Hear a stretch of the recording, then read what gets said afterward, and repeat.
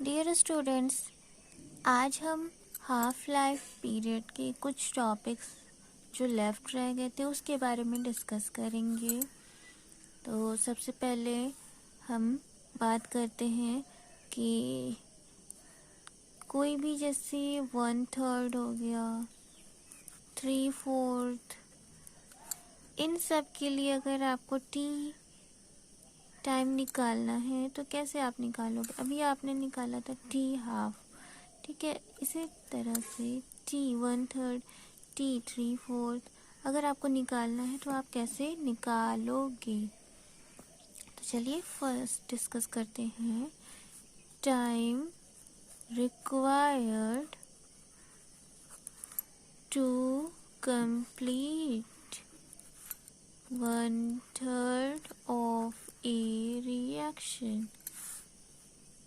तो इसका initial concentration हम लेते हैं ए, और ये ए जो है आपका 1 है।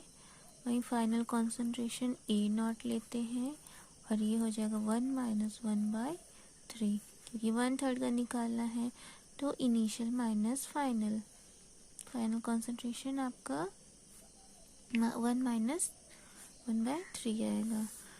और आप जैसा कि जानते हो फर्स्ट ऑर्डर रिएक्शन की इक्वेशन क्या होती है, KT = 2.303 log ऑफ A/A-x,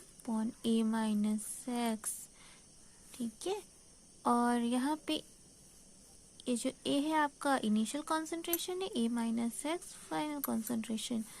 तो यहाँ पे चलिए हम पुट करते हैं वैल्यू कि T 1/3 2.303 log ऑफ 1 - 1/3 का क्या होगा, इसका 2/3। तो डायरेक्टली हम पुट कर देते हैं 2/3 और ये फाइनली आपका T 1/3 आएगा 2.303 के log ऑफ 3/2। तो T 1/3 के लिए ये इक्वेशन कुछ इस तरह से आएगी। चलिए नेक्स्ट है आपका 3/4 के लिए निकालना आएगा। तो कैसे निकालोगे, time required for 3/4 of a reaction A0। यहाँ एक चीज़ देखिएगा, A0 जो होता है आपका इनिशियल कॉन्सेंट्रेशन होता है और कैपिटल A जो होता है आपका फाइनल, ठीक है। उसमें डिफरेंस याद रखिएगा। A0 इनिशियल कॉन्सेंट्रेशन, फिर हमने 1 लिया, फाइनल कॉन्सेंट्रेशन हमने लिया 1 - 3/4 और ये आपका आएगा 1/4। वहीं फिर फर्स्ट ऑर्डर रिएक्शन हम इक्वेशन लिखेंगे log A/A-x के 3/4 थर्ड 4 के लिए निकालना है ना। log ऑफ A की वैल्यू आपने रखी है 1/1/4, तो ये आ जाएगा आपका 3/4 log ऑफ 4, इतना आएगा। थर्ड है, अगर आपको 1 time required for 1 of a reaction, then आप कैसे करोगे। तो इसके लिए जनरल रिएक्शन या जनरल इक्वेशन कुछ इस तरह से बनेगी 2.303 के log ऑफ 1/1 - 1n। चलिए अब स्यूडो केमिकल रिएक्शंस क्या होती हैं इनके बारे में हम डिस्कस करते हैं। तो स्यूडो केमिकल रिएक्शंस ये फॉल्स केमिकल रिएक्शंस होती है। स्यूडो मीन्स होता है फॉल्स, मीन्स कि इनका जो नेचर होता है कुछ और ही होता है और इनका रेट देखने में कुछ और ही लगता है, ठीक है। और इनके कुछ एग्जाम्पल्स हैं, वो है हाइड्रोलिसिस वाले जो भी रिएक्शंस होते हैं वो सभी सूडोकेमिकल रिएक्शंस होते हैं, ठीक है। तो फर्स्टली हम लेते हैं कि hydrolysis of ester. Hydrolysis of ester अगर आप करोगे तो आपको क्या मिलेगा, एसिड प्लस अल्कोहल मिलता है, ठीक है। CH3CO C2H5 को आपने हाइड्रोलिसिस कराया वाटर से एसिड के प्रेजेंस में या एसिड मीडियम में, एसिड प्लस अल्कोहल। अब इसका जो रेट होगा वो कुछ ऐसा ही रहेगा,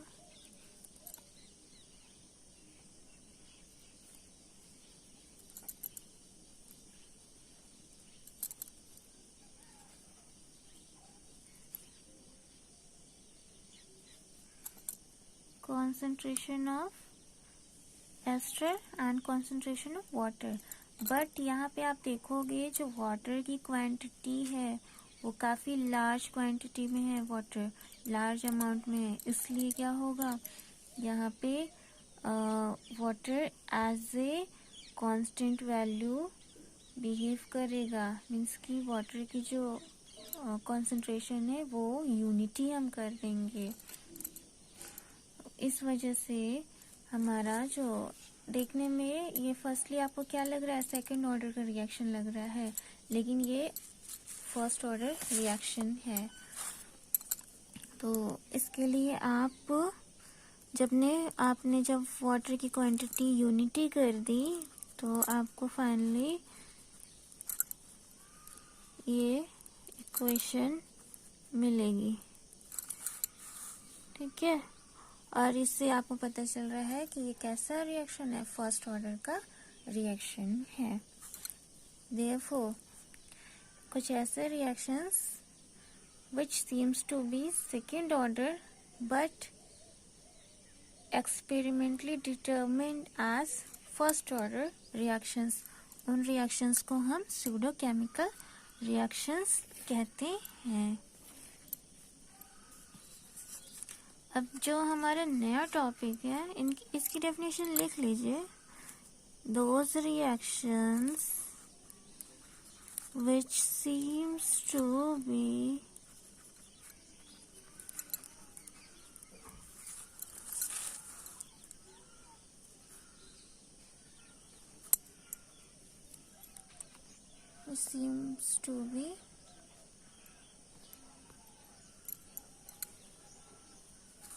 second order but experimentally determined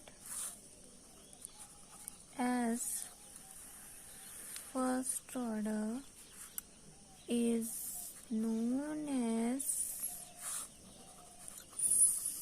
pseudochemical reactions।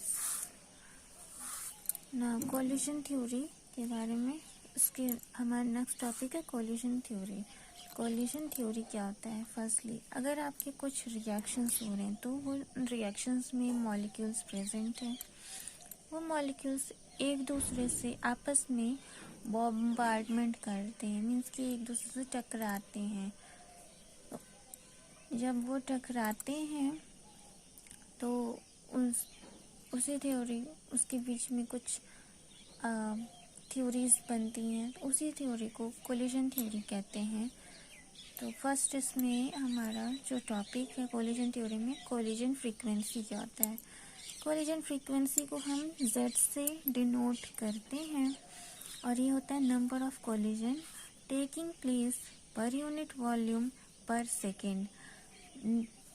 वो कोलिजन फ्रीक्वेंसी उसे कहते हैं जब किसी एक सेकंड में पर यूनिट वॉल्यूम आपको कितना कोलिजन का नंबर दे रहा है वो बता सके, उसे कोलिजन फ्रीक्वेंसी कहते हैं।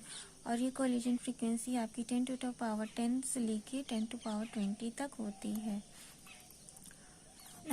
उसमें सेकेंड पॉइंट है आपका इफेक्टिव कोलिजन्स। अब कोलिजन फ्रीक्वेंसी तो आपने निकाल ली कि 10⁻10 तक से लेके 10⁻20 तक होती है, मगर उसमें से कुछ कोलिजन्स होते हैं जो कि आपके प्रोडक्ट बनाते हैं और वहीं कुछ फेल हो जाते हैं।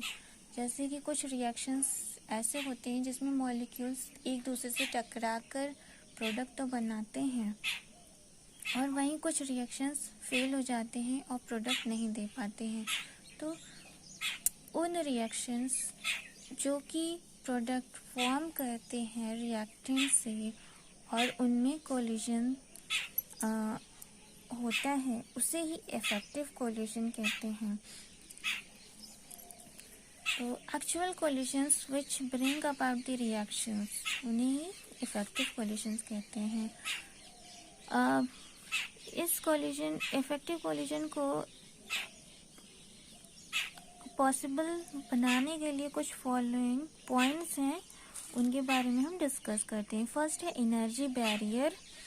और एनर्जी बैरियर क्या होता है? मिनिमम अमाउंट की जो एनर्जी होती है वो किसके बराबर हो? थ्रेशोल्ड एनर्जी के बराबर हो। जो मिनिमम अमाउंट की एनर्जी बैरियर तभी आएगा जब मिनिमम अमाउंट की एनर्जी थ्रेशोल्ड एनर्जी के बराबर होगी। थ्रेशोल्ड एनर्जी उस एनर्जी को कहते हैं जो minimum amount of energy which the colliding molecules must possesses as to break the chemical bonds. कुछ केमिकल बॉन्ड्स को ब्रेक करने के लिए एक मिनिमम अमाउंट की एनर्जी की रिक्वायरमेंट होती है जिससे कि आपस में मॉलिक्यूल्स कोलाइड हो सके। तो अब पुराने बॉन्ड्स टूटेंगे तभी तो नए बॉन्ड्स बनेंगे मॉलिक्यूल्स के बीच में। तो इसीलिए थ्रेशोल्ड एनर्जी की रिक्वायरमेंट होती है। ये आपकी डेफिनेशन होगी। सेकंड है पॉइंट कह रहा है कि ओरिएंटेशन बैरियर। अब ओरिएंटेशन बैरियर कैसा होना चाहिए कि मीन्स कि हेड ऑन ओरिएंटेशन मीन्स कि उन्हें कोलिजन किस साइड से हो रहा है, हेड ऑन कोलिजन हो रहा है या फिर एक इस डायरेक्शन में जा रहा है और एक मॉलिक्यूल्स इस डायरेक्शन से आके वापस से इस डायरेक्शन में चला गया। तो यहाँ पे इसका हेड देखिए, इसका हेड देखिए, चेंज है। जब ये मॉलिक्यूल्स यहाँ से आता और एक मॉलिक्यूल यहाँ से जाता तभी तो कोलिजन इफेक्टिव बन सकता था। तो इसे ही कहेंगे ओरिएंटेशन बैरियर। ठीक है। अब ओरिएंटेशन कैसा होना चाहिए? Orientation should be proper, head on side both molecule should possesses. Means कि ओरिएंटेशन भी आपका प्रॉपर होना चाहिए जिसकी वजह से मॉलिक्यूल्स जो है कोलिजन पोजेस कर सके इजीली। अब इसमें कोलिजन थ्योरी के कुछ पोस्टुलेट्स हैं जो कि आपकी कोलिजन थ्योरी को इफेक्टिव बनाते हैं। तो for the reaction to occur there must be collision. किसी भी रिएक्शन को घटित होने के लिए वहाँ पे कोलिजन नेसेसरी है। Only effective collisions are responsible for a reaction. बहुत से कोलिजन होते हैं मगर उनमें से एक काफ़ी कम अमाउंट की ही इफेक्टिव कोलिजन्स हो पाते हैं जो कि किसी रिएक्शन को पॉसिबल बनाते हैं। For effective collision two barriers, energy barriers and orientation barriers. Effective collisions के लिए हमारे पास दो बैरियर्स की आवश्यकता होती है। पहला एनर्जी बैरियर, दूसरा ओरिएंटेशन बैरियर्स। और कोलिजन फ्रीक्वेंसी जो है आपका इफेक्टिव कोलिजन फ्रीक्वेंसी पे डिपेंड करता है और फ्रैक्शन ऑफ इफेक्टिव कोलिजन्स पे। तो कोलिजन फ्रीक्वेंसी को तो आप Z से डिनोट करते हो, वहीं effective collision fractions of effective collisions को F से डिनोट करते हैं। तो आइए, ये जो आपके ये दोनों पॉइंट्स हैं, ये इफ़ेक्टिव कोलिशंस की एक महत्वपूर्ण इम्पॉर्टेंट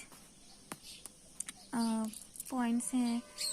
तो अब किसी भी केमिकल इक्वेशन की रेट को जानने के लिए हमें, अगर कोलिजन थ्योरी से हमें पता करना है तो उसका रेट हमें ऐसे निकालना पड़ेगा।